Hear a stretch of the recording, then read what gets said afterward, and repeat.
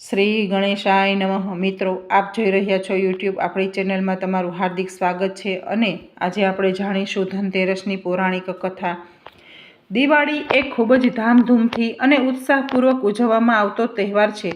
દિવાળીના પાવન પર્વની શરૂઆત 11ના રોજથી થઈ જાય છે।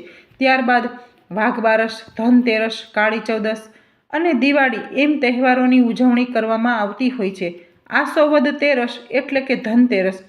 શાસ્ત્રો મુજબ ધનતેરસના દિવસે આયુર્વેદના પિતા ભગવાન ધન્વંતરીનો જન્મ થયો હતો, માટે પણ આ દિવસ ધનતેરસ તરીકે ઉજવવામાં આવે છે।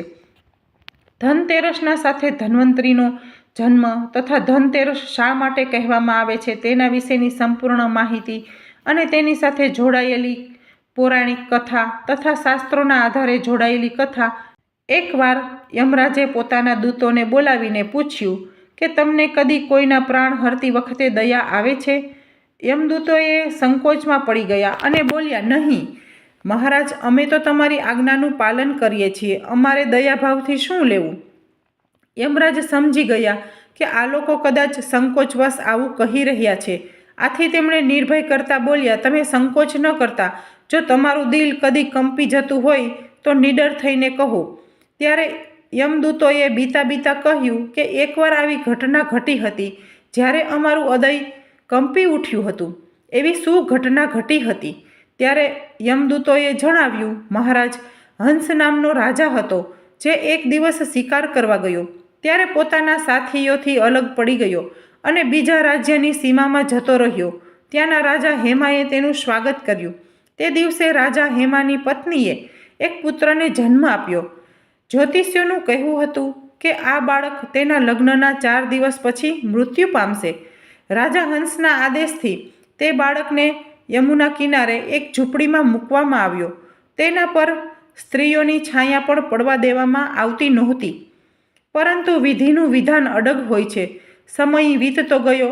સંજોગથી એક દિવસ રાજા હંસની યુવાન દીકરી યમુના કિનારે આવી પડી અને તેને તે બ્રહ્મચારી બાળક જોડે ગંધર્વ વિવાહ કર્યા અને વિવાહના ચોથા દિવસે તે રાજકુમાર મૃત્યુ પામ્યો। તે નવ વિવાહિતનો વિલાપ જોઈને અમારું હૃદય કંપી ઉઠ્યું। આવી સુંદર જોડી અમે કદી જોઈ નહોતી। તે કામદેવ અને રતિ કરતાં પણ વધુ આકર્ષક હતા। યમરાજ દ્રવિત થઈને બોલ્યા, શું કરીએ? વિધિના વિધાનની મર્યાદા માટે અમારે આવું અપ્રિય કામ પણ કરવું પડે છે।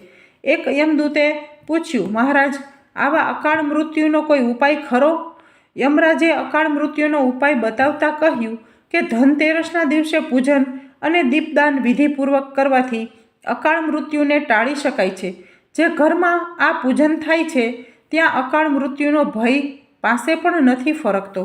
આ ઘટના પછી ધનતેરસના દિવસે ધન્વંતરી પૂજન સાથે દીપદાનની પ્રથા શરૂ થઈ।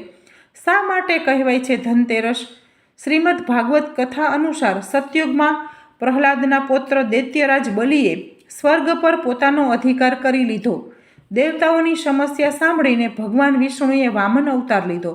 ભગવાન વામન રાજા બલિ પાસે દાન માંગે છે।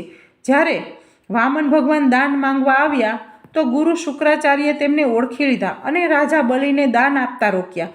રાજા બલિ પોતાના ગુરુની વાત માનવાના બદલે દાન આપવાનું વચન આપી દીધું। ત્યારે ભગવાન વામને રાજા બલિ પાસે 3 ડગલા ધરતી માગી। ભગવાન વામને વિશાળ સ્વરૂપમાં એક પગ પૃથ્વી પર, બીજો પગ અંતરિક્ષમાં મૂક્યો, પરંતુ ત્રીજો પગ રાખવા માટે કોઈ સ્થાન ન બાકી રહ્યું।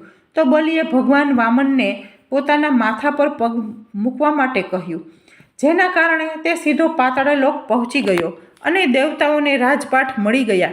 રાજા બલિએ દેવતાઓ પાસેથી જે કંઈ પણ છીનવ્યું હતું તેનું 13 ગણું વધારે તેમને મળી ગયું। જે દિવસે તેમને રાજપાઠ મળ્યો હતો તે દિવસે કાર્તિક માસની કૃષ્ણ પક્ષની તેરસ હતી। દેવતાઓને 13 ગુણ વધારે મળવાના કારણે આ તિથિને ધનતેરસ કહેવાય છે। તો મિત્રો, આપણે સાંભળ્યું ધનતેરસની કથા અને કથામાં જે વામન અવતારની વાત કરી છે એ વામન અવતારની કથા મારી ચેનલમાં છે, તો તમારે વામન અવતારની કથા સાંભળવી હોય તો તમે સાંભળી શકો છો। બોલો કૃષ્ણ કનૈયા લાલ કી જય।